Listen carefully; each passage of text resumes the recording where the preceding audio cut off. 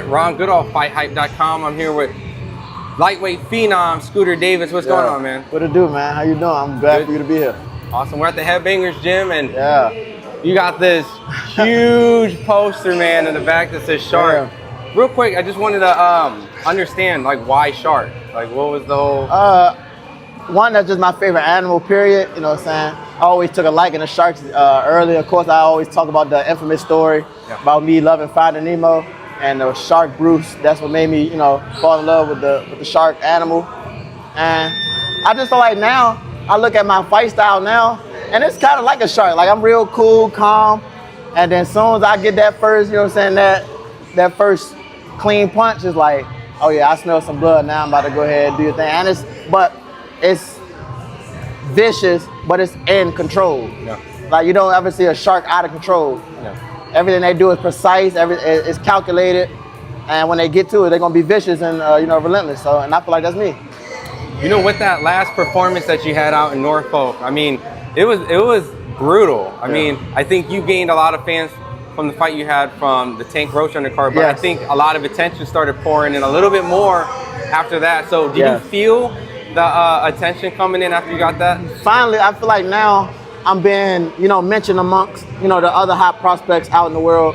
I feel like that's what was supposed to happen. You know, I was feeling like I was putting all this work in, and I know I'm one of the best fighters out, and I wasn't being able, you know, to show my talent to the world. All the other fighters was getting their recognition because they were fighting all, you know, they were getting opportunities.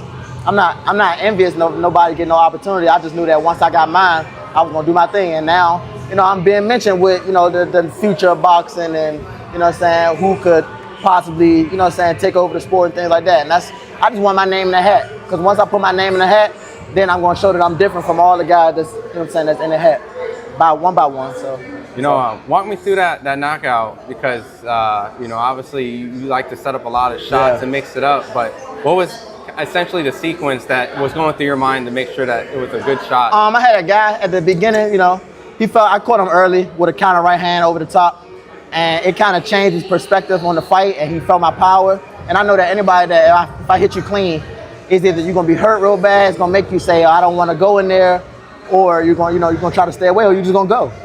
And once I touched him, he pretty much made the decision that he's gonna stay away.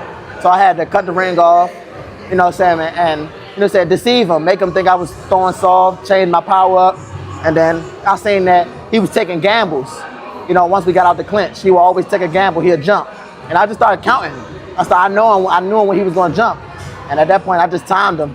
I knew that he was gonna jump. I made an inside slip to the body, threw it to the liver. And I knew when I hit him, it was a perfect shot.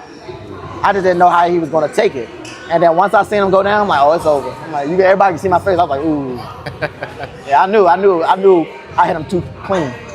You know, it was a kind of a cool moment. I don't know if this is what fighters always do, specifically to Tim Bradley, but after the knockout, you jumped on the ropes and you kind of looked down Tim Bradley, and he gave thumbs up and gave you like a thumbs of approval. So was that it's like, you know, first of all, I mean, I can't speak for everybody, but I can only speak for myself.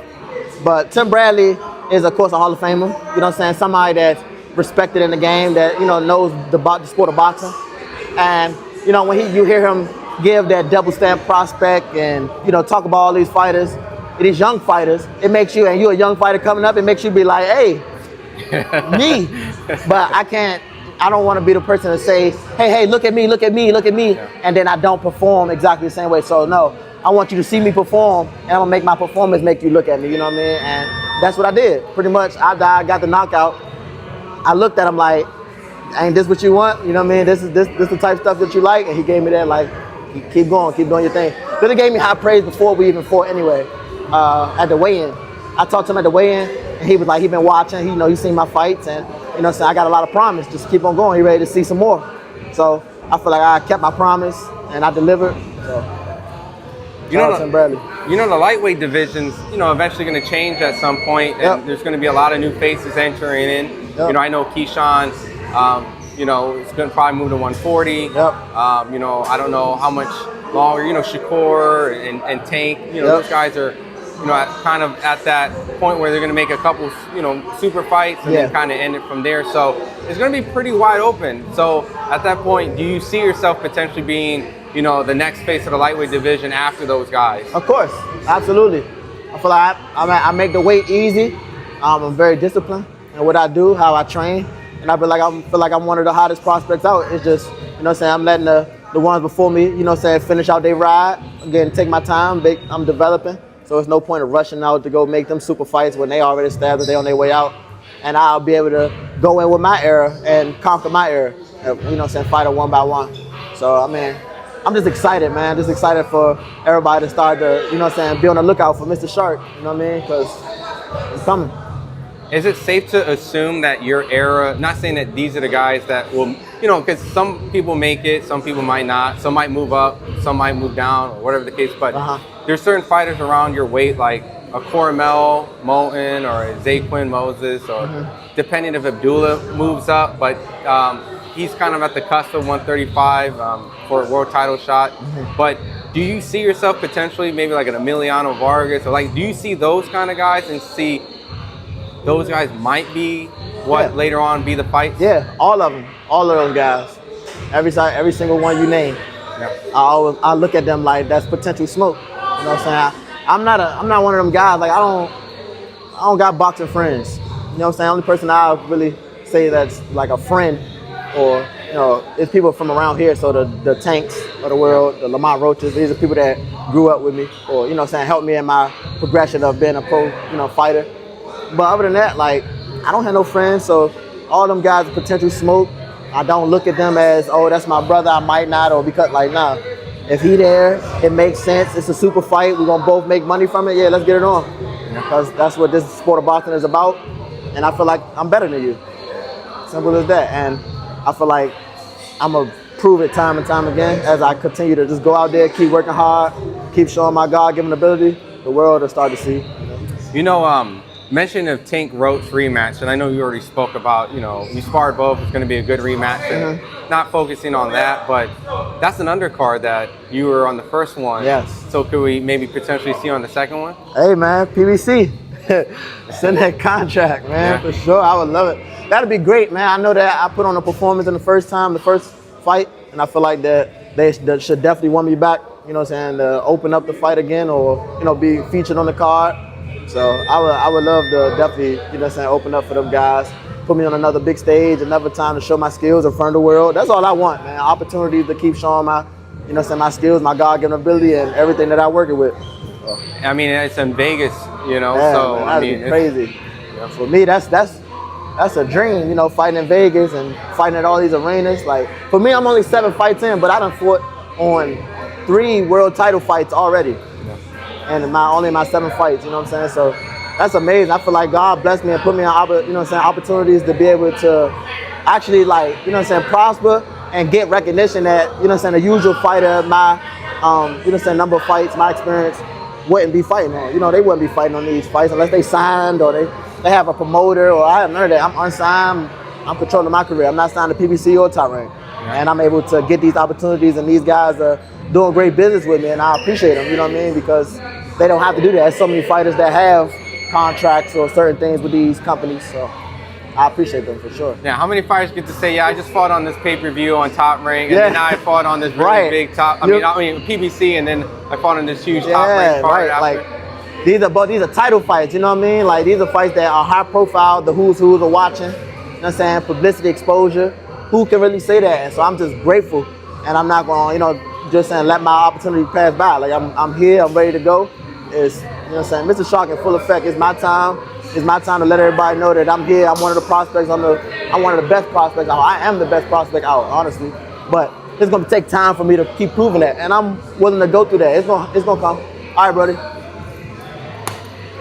It's gonna come.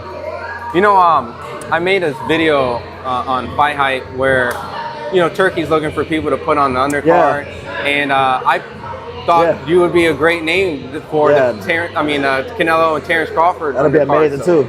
That'll be amazing. Again, these are this Netflix. Like, they don't get no bigger than that. You know what I mean? So, like, even for the simple fact that my name is getting mentioned when I know just about a month ago or 2 months ago my name wasn't getting mentioned, it's like, all right, what I'm doing and how I'm going about it is the right way. And I'm gonna continue going that way. I'm gonna continue to follow, you know what I'm saying, God got a plan for me. And every move I've been making has been a great move. So I'm continue doing what I'm doing, man. If you had a message to Turkey, right? You know, let's say Turkey gets a whiff of the video, looking to put some talent on the undercard. What would you tell them? You know, that, hey, I'm this young, talented lightweight. Man, you got the next face of American boxing sitting in your face right now. What you gonna do? How you gonna take that opportunity? You know what I mean? I feel like I'm gonna be the leader of the new school. You know what I mean? I feel like a lot of these guys, they talented, they got fights, and yeah, everybody gonna fight once you get to a certain level. It's the leader of elite. But I feel like when it comes to all of the, you know, some things that you need, you know what I'm saying, to be marketable, to be able to talk, to be able to sell a fight, to be able to, you know, actually be entertaining in a fight. You know what I'm saying? People want to pay to see you, all the things behind the scenes, just being a commodity. I feel like I do. And I'm gonna show the, you know what I'm saying, the world time and time again that I keep going out, that I'm exciting, I'm must-see TV, and you don't want to blink when I'm in the ring. What separates yourself from other people? You know, if you can describe not just your style, but like overall your demeanor, your work ethic. Like, why are you so much better than your contemporaries when you get to that point? One, I feel like I've been working longer than a lot of people. I've been boxing since I was 6 years old. I'm 22 years old. I got my God-given ability. I'm one of probably the smartest fighter out. You know what I'm saying? As far as being in the ring with me, I'm very intelligent. Don't think that you're gonna come in here and just hit me with the regular, because I done seen and been in there with every style on every level. And at the end of the day, they don't got that killer mindset. Like, I'm not, when I say I got that killer mindset, like, nah, I'm not playing. We will die here. Like, are you willing to die for it?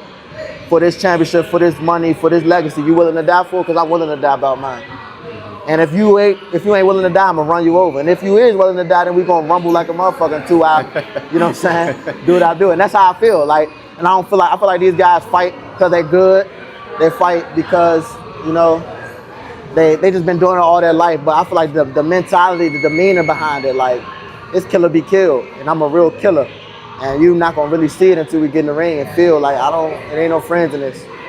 And y'all don't, like, when that switch flipped, man, it be time to go. But usually, I ain't gonna just tell you, you just gonna see it in my eyes. You can just see it in the killer eyes, like, he ain't right in the head, or, you know, crazy, no crazy. So the crazy person that I get in the ring with, if he crazy, I'ma know, like, he gonna know I'm crazy. So it's like, all right, we gonna see.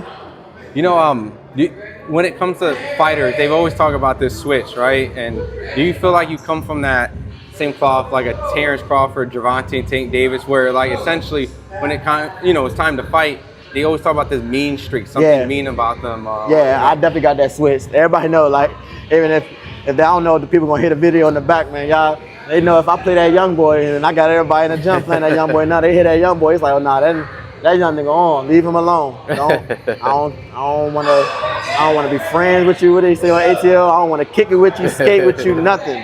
I'm in here to, excuse my language, I'm here to fuck you up, for real. You know what I'm saying? Like, that's just the norm. It gotta be like that. And two, cause I ain't gonna quit. You know what I'm saying? So I'm gonna have to make you quit. And if you're not gonna quit, we just gonna be fighting until we both tired of the motherfucker. Cause I ain't gonna never go. You know what I mean? So I'm just excited, man, just for everybody to see my skills. I feel like they only see me right now one-dimensional.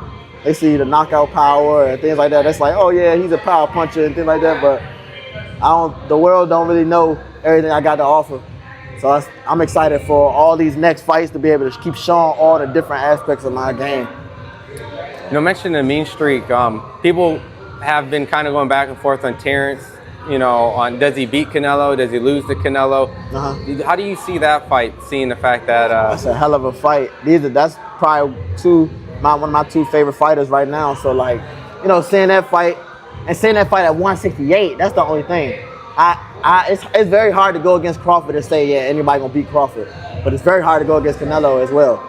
And it's definitely hard going against Canelo, the fact that Crawford is going up to 168.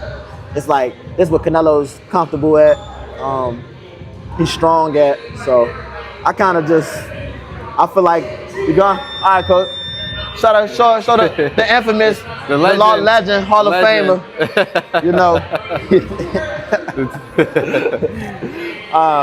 Yeah, man. It's hard for me to go with Crawford to say he's gonna beat Canelo at 168, but it's hard for me to go against Crawford as well. Yeah. But I feel like it'll be a great fight. But if I had I was a betting man, I would just go with the bigger fighter that's comfortable at the weight. But it's hard, man. It's Crawford. It's Terrence fucking Crawford. So I'm excited to see what's going on. I'm just happy that both of them they about to make 150 M's. Yeah. Yes. I'm all for that. Like, you know, boxers getting our just due.